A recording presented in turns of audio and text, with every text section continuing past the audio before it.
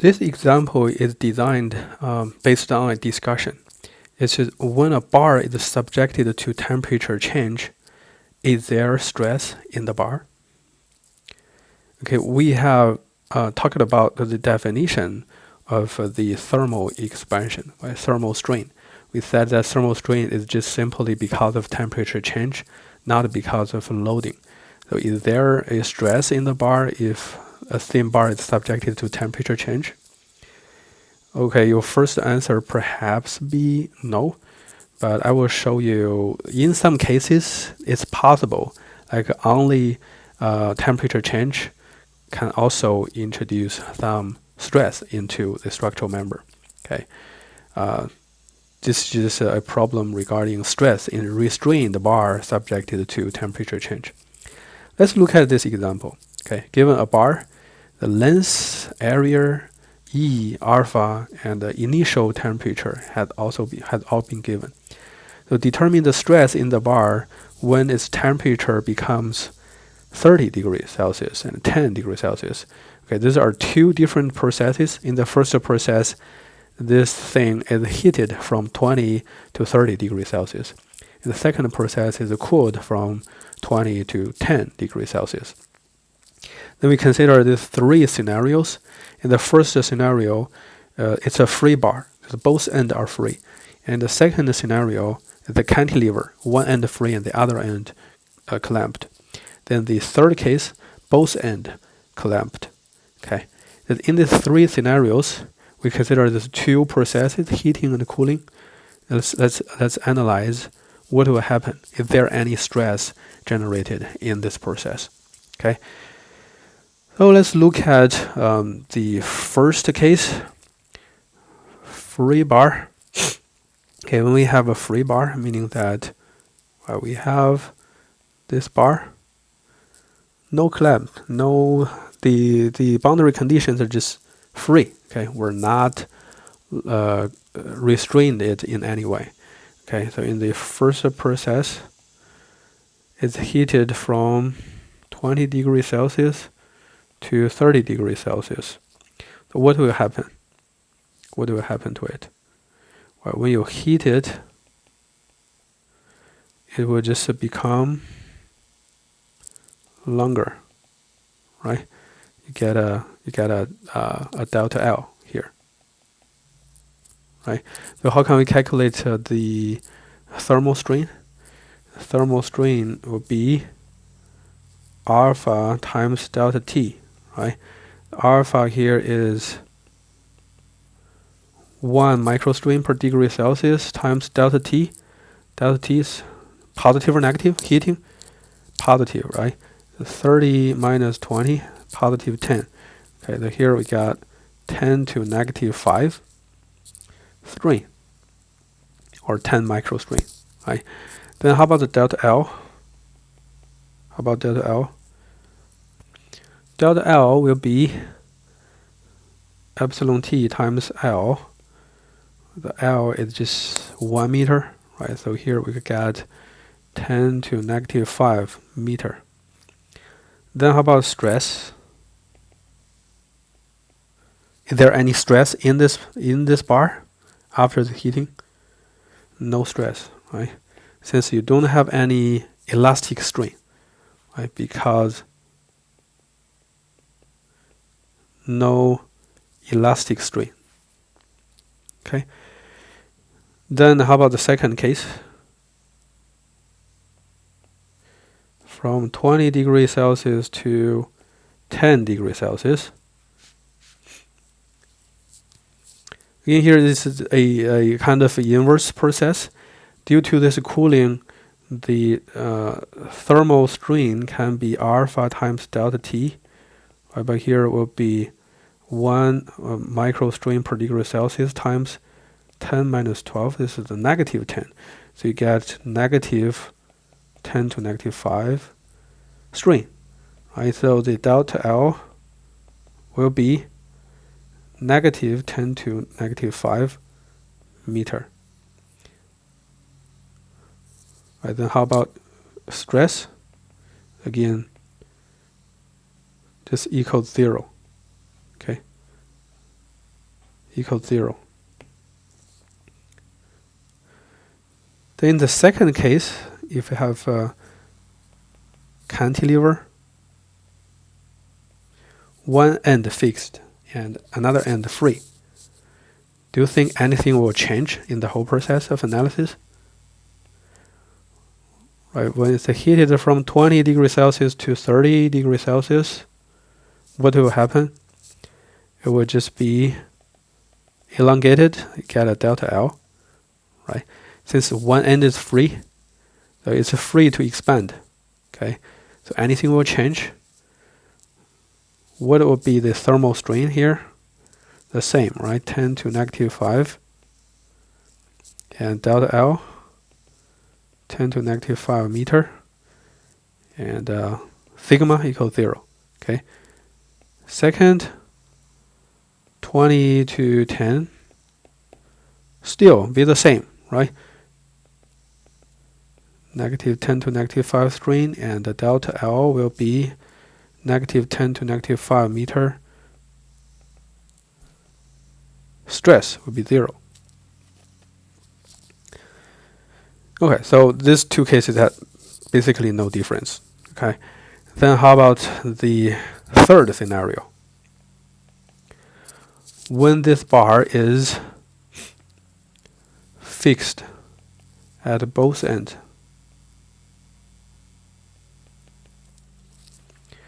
Okay, let's examine the first case. Okay, when it's heated from 20 to 30 degrees Celsius. So what is the thermal strain? What is the thermal strain will be? Okay, we have calculated that the thermal strain is what from here, right? It's alpha times delta T, right? Alpha times delta T, and that will be positive 10, so we will get 10 to negative 5. Negative 5 strain, right? And the delta L will be what? Will be 10 to negative 5 meter. And the strain equals, stress equals 0, right? This not true this time, okay? Not true this time because we have both ends of this bar fixed, clamped, okay? It's not allowed to have any expansion or shrinkage, okay? It will always keep the original length. So delta L will be 0, okay? Delta L will be 0. Since both ends fixed, it's not allowed to change its size, okay? So then how about this thermal strain? It's also not allowed to have any strain, right?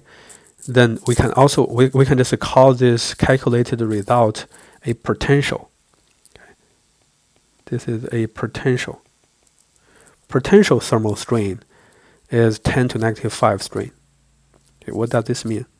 Meaning that if you remove any one of this end restraint, right, it will expand. It will expand for 10 to negative 5 meter, right? This is called potential. So let's just assume that we remove one end. Right? We remove one end of it,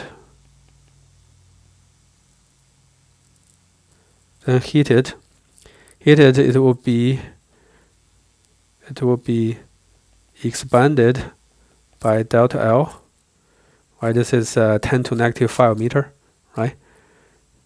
We just assume that we can remove one of these two ends, okay?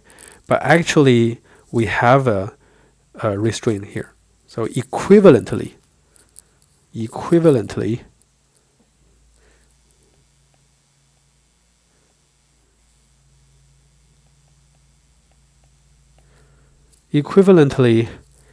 can add this end back and add some force to push it back. Okay, we need to apply some kind of force to push it back to the original size. push it back to there.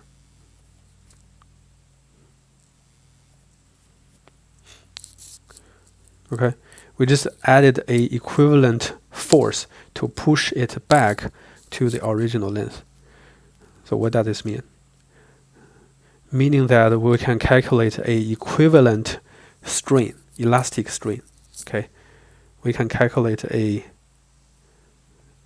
elastic strain, but this is not a true elastic strain. This is a equivalent elastic strain. So this will be what will be, strictly speaking, this is negative delta L over L plus delta L, right? Because delta L is very small as compared to L, so approximately this will be negative delta L over L, right? Negative delta L here, right? Negative 10 to negative 5 meter over 1 meter. So this will be negative 10 to negative 5 strain. Okay. Then based on this, we get a equivalent elastic strain, so we can calculate the stress. Right, the stress will not be 0, right? Because you're actually equivalently you're pushing it back. You're pushing it back, so you're compressing it, so you will have a compressive stress in this bar. Right, so the stress can be calculated from the equivalent elastic strain times E. Right, this is negative 10 to negative 5 strain times times 100 gigapascal. Okay, 100 gigapascal. So that is 100 times 1000 MPa. Right. So the result will be negative 1 MPa, megapascal. Okay. So clear about this process? How we get a compressive stress? Well, we didn't add any load to the system. We just heated it. Okay, we just heated it, but equivalently, we allow its expansion, then push it back. This is the equivalent process. Not really, we added a physical load to it, a mechanical load to it. Okay, but in this process, we generated a compressive stress. So in the second case, when we cool it from 20 degrees Celsius to 10, so what will happen? So you can do a similar analysis. So we get a potential sigma t, epsilon t, that is negative 10 to negative 5 strain. Right, again, this is potential. Right, this is potential. So equivalently, we have this, then it will tend to become smaller, tend to become shorter. Then we need to add, since we have this restraint, so equivalently we're stretching it back. We're adding a load to stretch it back to the original position. Okay, so the equivalent elastic strain will be positive delta L over L minus delta L. Right. And this time the delta L is a positive number. Right. This is a positive number because equivalently we are stretching it back. Right. So here we got 10 to negative 5 over 1. Right. Again, this delta L is very small. We just ignore it. Right. So we got 10 to negative 5 strain. Then the stress will be 10 to negative 5 strain times 100 gigapascal, so you get positive 1 MPa. Okay, this is in compression. This one in tension. Okay. So we'll try to understand this whole process. We may use this example again later when we talk about indeterminate problems. Okay, you can then try to use these strategies to solve the indeterminate problems to solve it again.